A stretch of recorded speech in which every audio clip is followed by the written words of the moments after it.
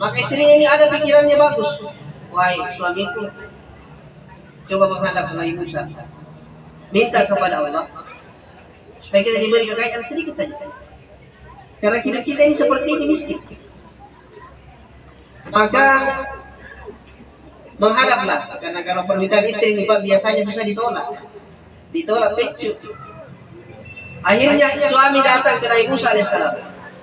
Wahai Nabi Musa, mintalah kepada Allah. Karena kaum terdahulu Pak, kaum terdahulu ini Pak, kalau mau minta doa harus ke nabinya dulu.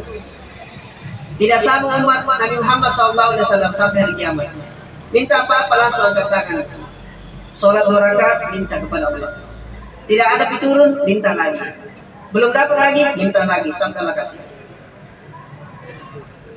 Maka Nabi Musa alaihissalam dapat aduan dari seorang suami.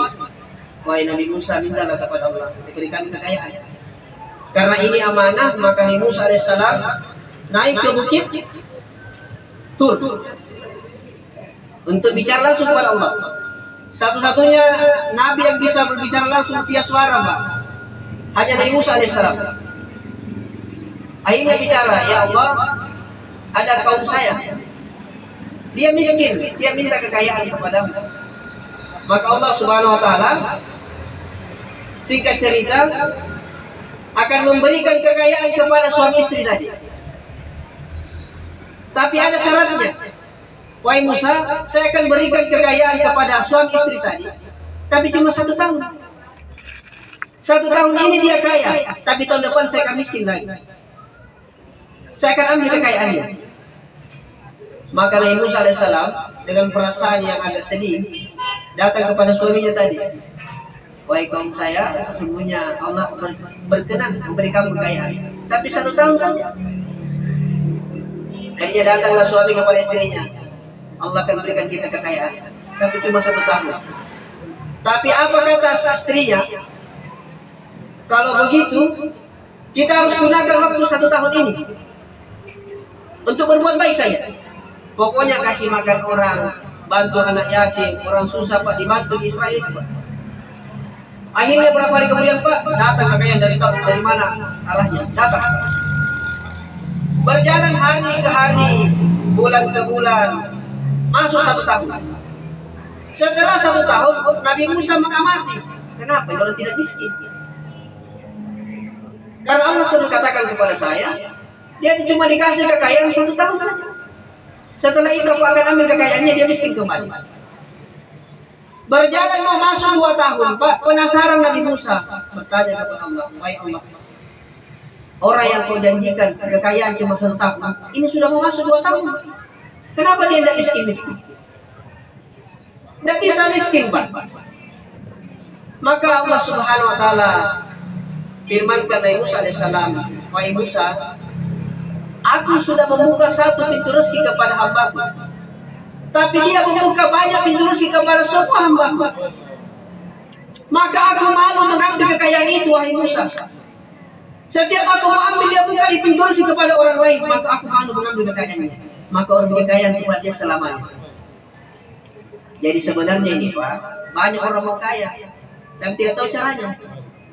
Bukan karena tidak tahu bisnis Pak, mohon maaf ini. Bukan karena tidak laku barang jualannya, bukan karena tidak takut bangkrut segala macam, bukan Pak. Orang mau kaya tidak tahu caranya. Bagaimana caranya kaya? Sedekah saja. Bahkan Nabi SAW sabdakan, peliharalah dirimu dari api neraka, meskipun kalian hanya bersedekah separuh biji kurma. Bagaimana harganya Pak? Ini ada biji kurmanya. Kurma ini ya? Kurma ya? Kurma ini Pak, 1 biji dibagi 2, berapa harganya? 1 biji kurma Pak, dibagi 2, berapa harganya? Saya mau tanya. Kayak tidak ada di harganya Pak. Tapi Nabi sabdakan, pelihara dirimu dari api neraka, meskipun hanya bersedekah separuh biji kurma. Jadi orang miskin Pak harus bersedekah juga, supaya terhindar daripada api neraka. Pasti orang yang mendengarkan ini Pak, kalau masuk di hatinya, tidak masuk di akalnya, pasti besok bikin buka puasa juga. Tadi bukan itu maksudnya Pak. Saya sampaikan perihal kisah ini supaya kita tahu ternyata kalau kita bersyukur Pak, masih banyak orang yang lebih butuh makan daripada kita. Saya mohon maaf Pak, itu Pak Yusuf Kalla, saya mohon maaf ada keluarga di sini ya. Itu Haji Yusuf Kalla Pak. Kalau dia open house di rumahnya dekat Pantai Losari, semua makanan di depannya ada Pak. Mulai yang dibakar-bakar, yang diparede, apalagi yang direbus ada Pak. Apa yang dia makan Pak? Di hadapannya ini Pak Yusuf Kalla terhidang semua makanan, kepiting, ayam, udang, daging sapi, daging kambing, ada semua. Tetapi tuan rumah Pak, apa namakan? Jagung. Kenapa Pak? Diabetes. Dicabut nikmat dari Allah Pak. Dia bisa beli makanan enak, tapi tidak bisa makan enak. Nah, Bapak-Bapak sekalian, jadi sebenarnya Bapak sekalian Nabi sabdakan, silakan Pak. Nabi SAW sabdakan, sebenarnya Pak, kaya ini bukanlah kaya harta tapi kaya hati. Apa itu suka memberi? Ada teman tak susah Pak, biasa dulu dipatuhi siapa Pak? Orang lain. Padahal ada saudara tak susah. Itu dulu kita bantu Pak. Ada sepupu tak kemanakan tak, ada tante tak janda mungkin kerja sudah tua. Itu kita urus. Hari ini Pak mau menyumbang jauh-jauh, besar-besar, tapi keluarganya ada yang susah tidak dibantu. Pak Nabi SAW sabdakan, bersedekah kepada keluarga dapat dua. Satu silaturahim, yang kedua mendapatkan kebaikan. Jadi Bapak sekalian, sisa 10 menit saya ceramah. Karena biasa kalau 10 menit sebelum buka puasa, ibu-ibu kesana kemarin buka mie, tidak dibuka. Tidak buka tidak. Jadi Bapak sekalian, pesan saya terakhir Pak. Saya mau tanya dulu ini Bu Desa. Masih ada orang tua Bu Desa? Saudara ya? Masih ada orang tua? Bapaknya ada? Oke. Bapak-bapak yang sudah ada pekerjaan, tetapi masih membiarkan orang tuanya yang sudah lanjut usia cari uang, Pak. Istighfar cepat. Saya mohon maaf ya, ini penekanan saya Pak. Karena saya sudah berbuat baik kepada orang tua saya sudah tidak ada. Ini pesan dari Ustaz Ali kepada saya. Kalau ada orang tua usia lanjut, dia masih cari uang Pak. Sedangkan anaknya ini Pak, kalau dia culun-culun bisa hidup orang tuanya. Kalau ini orang tua masih cari uang Pak, Bapak Ibu sekalian, maka semua anaknya berdosa. Biar anaknya Pak tiap tahun umroh, biar anaknya tiap tahun haji, biar anaknya bersedekah anak yatim tiap tahun. Tetapi kalau orang tuanya masih cari uang Pak, masih menjual nasihat di pasar, nah anaknya ini pakai sana kemari naik mobil, semua anaknya berdosa. Kami coba ada kita catat Pak, kata kalau ini salah Pak, Bapak jangan saya tidak adil. Orang tua ini Pak, kalau dia sudah usia lanjut, jangan biarkan cari uang.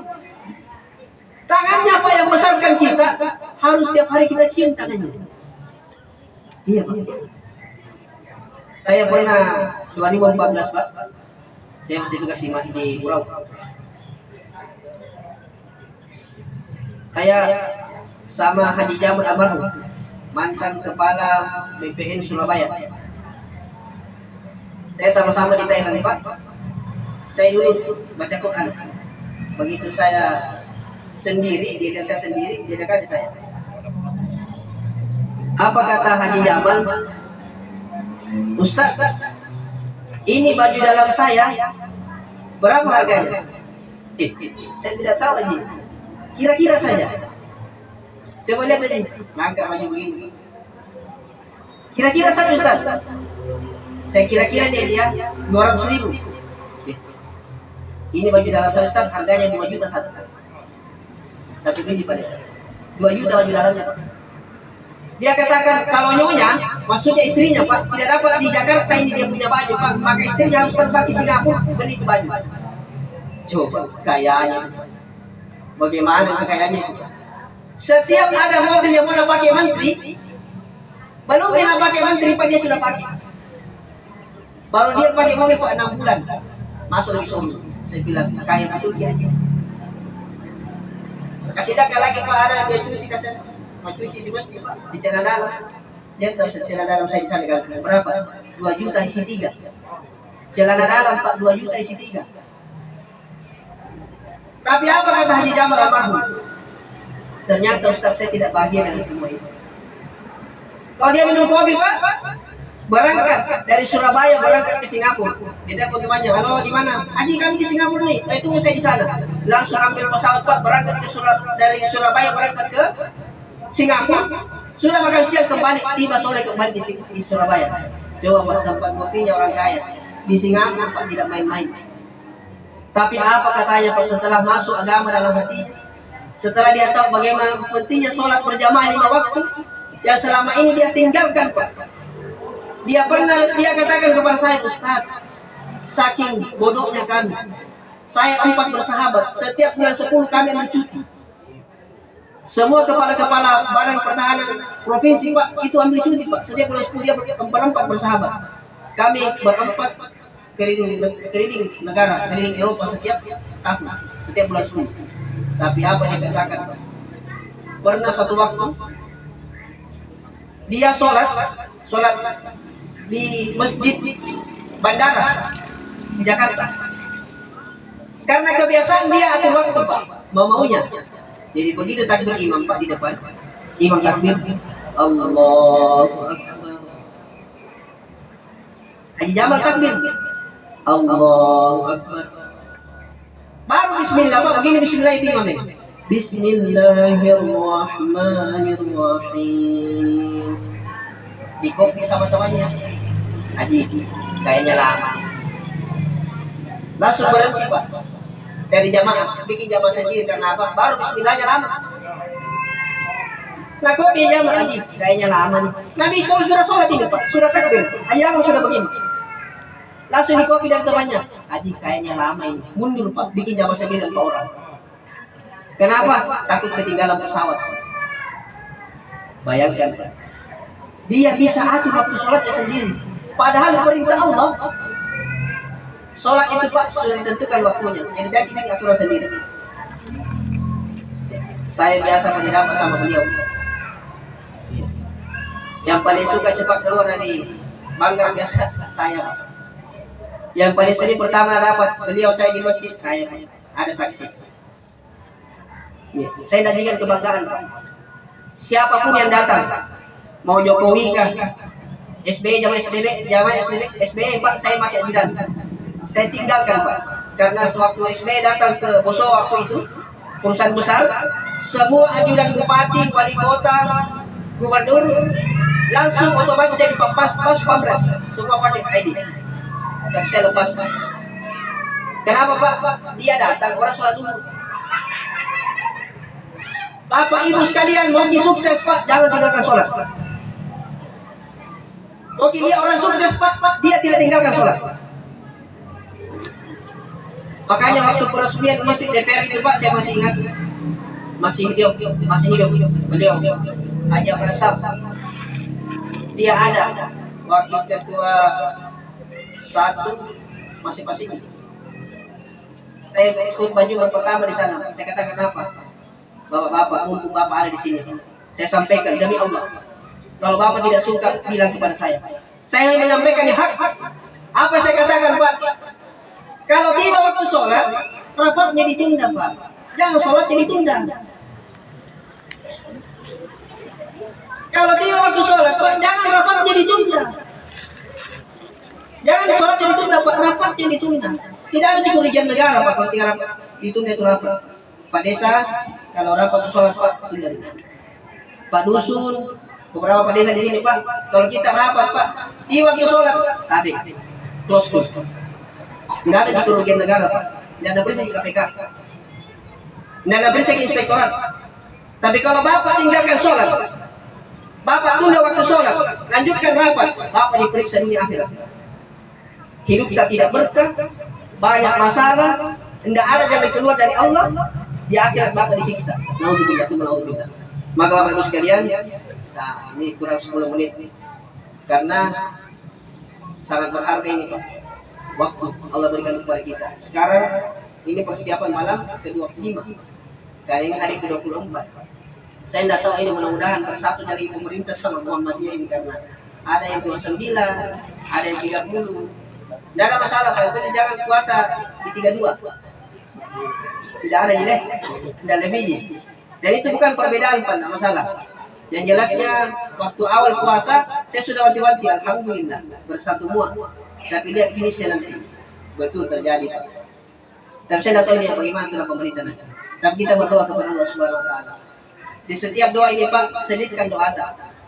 Karena Luhut Timur ini Pak, sering disampaikan Bapak Bupati, cuma satu bencana yang tidak ada potensinya di Luhut Timur, Gunung Meletus. Ini ada sekretaris damkar. Karena ada apa kasihan, pasti semua kami nih Pak. Ya, semua sekretaris, semua kepala dinas pasti ada laporannya di HP. Gempa sedikit saja Pak, ada semua. Tapi Bapak sekalian, saya masih ingat Pak, 2 tahun lalu saya masih tugas sebagai camat kali ini. Ada ahlinya gempa datang dari provinsi Pak. Dia katakan apa? Ini Pak sudah gempa ke-26. Ini tanggung. Kapan gempa ke-33? Sudah seperti Palu katanya. Ya ternyata 126 tidak ada juga. 200 lebih getaran. Nah, Nabi bilang itu ahlinya dari provinsi Pak.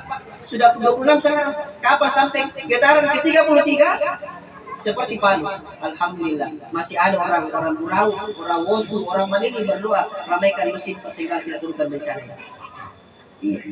Biar semua ilmuwan katakan akan terjadi gempa tanggal sekian. Kalau Allah katakan tidak akan terjadi. Tapi kalau katakan semua ahli katakan tidak terjadi. Tapi kalau katakan Allah terjadi, maka itu yang terjadi. Maka Bapak Ibu sekalian, ini apa saya sampaikan, pentingnya hadap kepada orang tua kita, hadap kepada Allah, jaga sholat kita Pak. Jangan kita tidak sholat. Kalau tiba waktu asal Pak ke masjid, iya, tidak ada juga rugi anda itu. Malah rugi kalau tinggalkan sholat. Rugi tinggalkan sholat. Karena orang tinggalkan sholat Pak, sesungguhnya dia sudah menunda apa? Menunda kesuksesannya, menunda keberkahan rezekinya, menunda kesehatannya. Orang yang menunda sholat. Ibu-ibu juga, ini bukan biasa. Sebentar Pak, belum bisa saya kue-kue ini. Jangan sholat dulu. Matikan opennya dulu. Belum bisa cendolku Pak, nanti cendolnya. Yang penting sholat dulu.